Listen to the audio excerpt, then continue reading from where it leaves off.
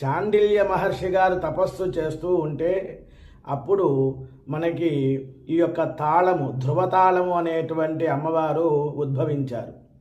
అమ్మవారు ఎలా ఉన్నారు అంటే భానువారే పుష్య నక్షత్రే ధ్రువతాళ సముద్భవ శ్వేతవర్ణో విశాలాక్షి.